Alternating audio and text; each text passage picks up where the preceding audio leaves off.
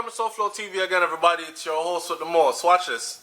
The story ran in the Star, and as the story ran, the story said, unlike other notorious gangsters, there will be no splendor at the funeral of DUPPY film Perry on Sunday, November 12th.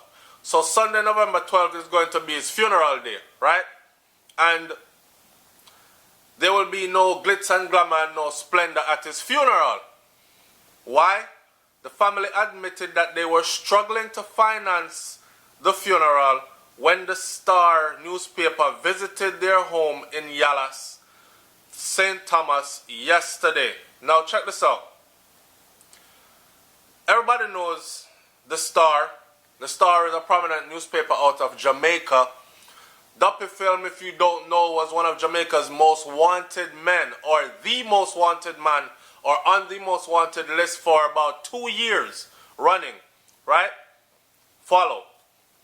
I would want to send him off in a chariot with the family all in a limousine, but we can't afford it, said his auntie, Aunt Madge Marie Perry, who has assumed the role of the family spokesperson.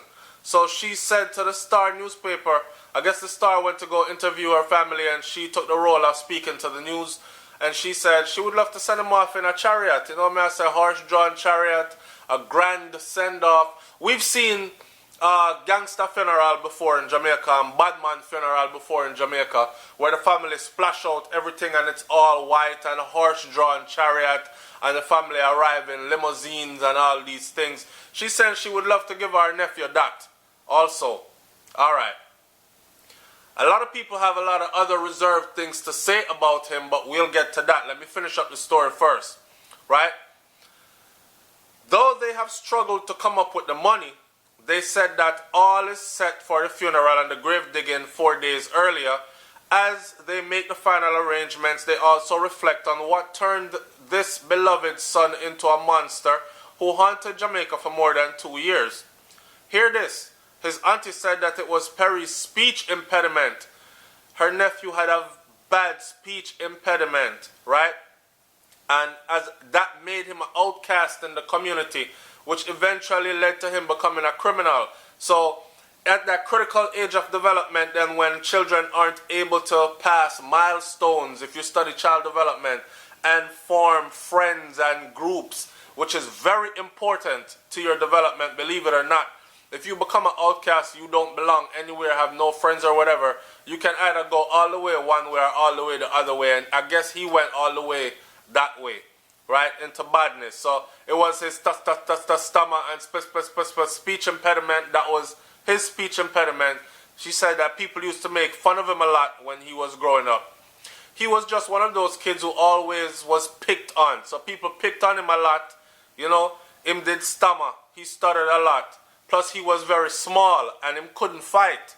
So they used to beat him up a lot also, she recounted.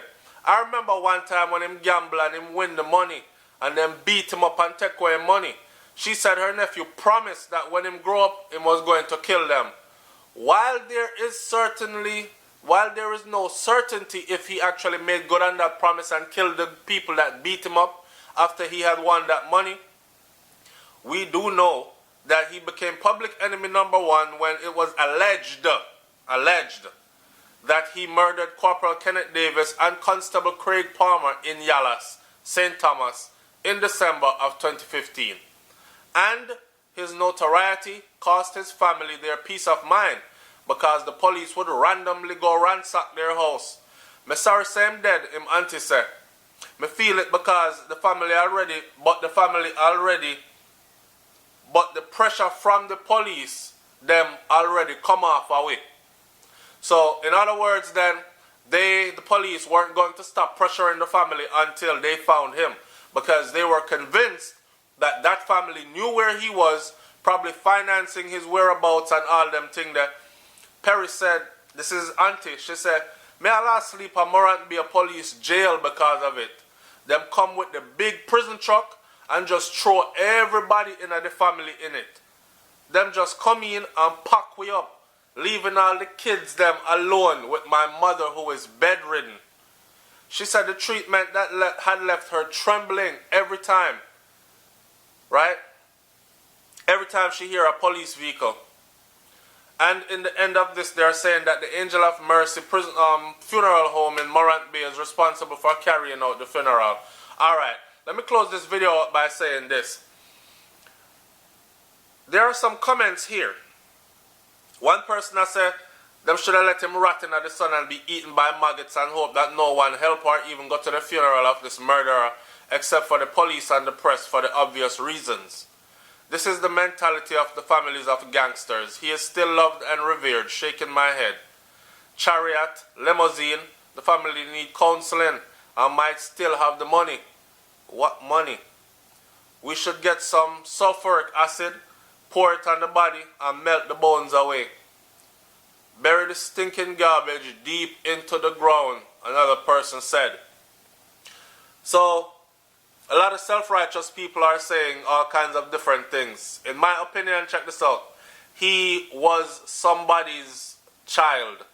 He was a family member of some family, right? For you to assume that his family has money that he got from crimes, that's wrong of you. He wasn't known for thieving no money. He was wanted for murder, and it was alleged, it wasn't taken into a court of law and proven. But anyways, it is what it is. End of the day, what we must understand is this. It's very hard to give up your family member. And I've done a video before where I said it like, I don't know if I can actually, but maybe I would, because I don't want a family member that go turn around upon me, murder me, picnic them in my house or something. But me coming out and saying that and actually standing by it is two totally different things. It is very hard to do. I'm not saying don't do it. I'm just saying it is very hard to do. When you look upon somebody who you know would not harm you and you live with them and they have never harmed you, matter of fact, they seem harmless to you, but out there in the world they're a lion or a rip-off heads, right? It's very hard for you to turn around and say, you know what, a prison me want to see you go, or me I call police and tell police which part you're there. Knowing that these kinds of police, they aren't going to give him a fair trial, and more than likely, I kill them, I come kill him.